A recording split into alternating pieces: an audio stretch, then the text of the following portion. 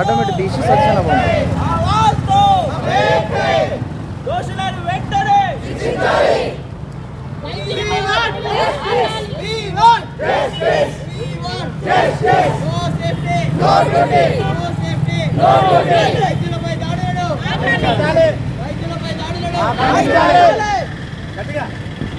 వైద్యులు వైద్య సిబ్బందిపై దాడులను వైద్యులు వైద్య సిబ్బందిపై దాడులను వైద్యశాలపై హాస్పిటల్స్ పై దాడులను ఉండాలి.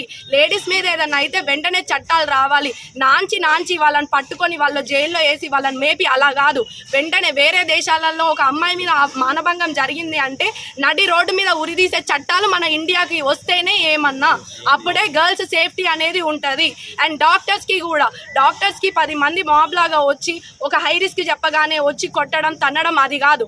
యాక్సెప్టెన్సీ ఉండాలి. డాక్టర్స్ అంటే రెస్పెక్ట్ ఇచ్చే టైం పోయింది. కరోనా టైంలో 2 చేతులు ఎత్తి దండం పెట్టిన చేతులు ఇవి రాళ్ళు తీసుకొని కొడుతున్నాయి. ఏదన్నా హై రిస్క్ చెప్తే కూడా మాకు భయం వేస్తుంది మేము ఏ విధంగా చేయాలి అని చెప్పేసి. కరోనా టైంలో దేవుళ్ళమయ్యాం, ఇప్పుడు దయ్యాలమైనాము. అలా ఉంది సిచ్యువేషన్. ఖచ్చితంగా గవర్నమెంట్ ముందుకు రావాలి, చట్టాలు తీసుకురావాలి.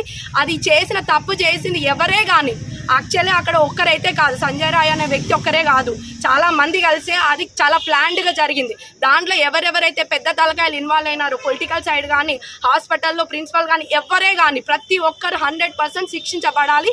We want justice for that patient Abhaya. That's it.